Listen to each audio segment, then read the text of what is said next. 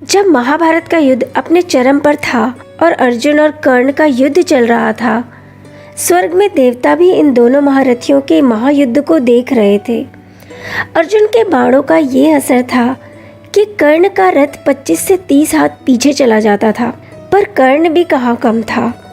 उसके तीरों से तो अर्जुन का रथ पूरी तरह से हिल जाता था और 3 से 4 हाथ पीछे चला जाता था। जब जब कर्ण का तीर लगता और अर्जुन का रथ पीछे जाता था तो श्री कृष्ण जी कर्ण की प्रशंसा करते नहीं थकते, पर एक बार भी उन्होंने अर्जुन के कौशल की प्रशंसा नहीं की। दिन ढलने के बाद अर्जुन श्री कृष्ण से बोले, हे पार्थ, आप मेरे शक्तिशाली प्रहारों की बजाय कर्ण के कमजोर प्रहारों की प्रशंसा क्यों कर रहे थे? ऐसा क्या कौशल है उसमें?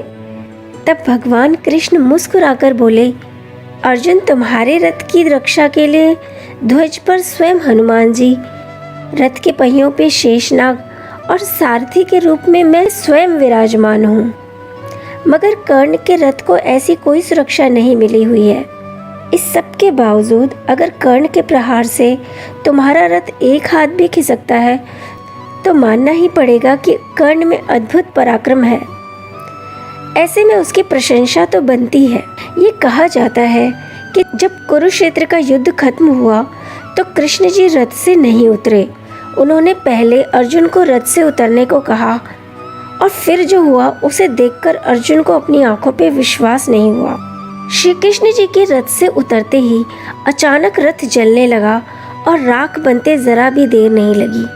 अर्जुन ने आश्चर्यचकित होकर श्री कृष्ण जी से जब इसका कारण पूछा, तब श्री कृष्ण जी बोले, अर्जुन, तुम एकमात्र ऐसे प्राणी हो जो अतीत की घटना को वर्तमान में देख रहा है। ये रथ तो तभी नष्ट हो गया था जब कर्ण, भीष्म पितामह और द्रोणाचार्य ने अपने अस्त्रों से इसे प्रहारित किया था, परंतु मेरी संकल्प शक्ति और क्योंकि केसरी नंदन इस ध्वज पे विराजमान थे, इसीलिए अब तक ये हमारा साथ दे रहा था। अगर इरादे नेक हों तो बड़ी से बड़ी जंग भी आसानी से जीती जा सकती है, फिर चाहे सारी दुनिया ही हमारे खिलाफ क्यों न खड़ी हो जाए। जहाँ सत्य होता है वहाँ श्री कृष्ण जी की संकल्प शक्ति विराजमान हो जाती है। मेरे प्यारे भाइयों और बहनों, इस बात का अहंकार हमें कभी नहीं करना चाहिए कि हमने इतना सब कुछ हासिल कर लिया है।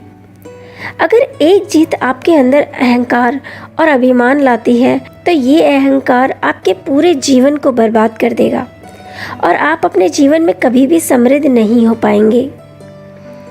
आपने जो कुछ भी पाया है वह सब दैवीय शक्ति की कृपा से होता है, जिसने तुम्हारी रक्षा हमेशा की, तुम्हारे लिए रास्ता बनाया, सही वक्त पर सही अवसर दिए।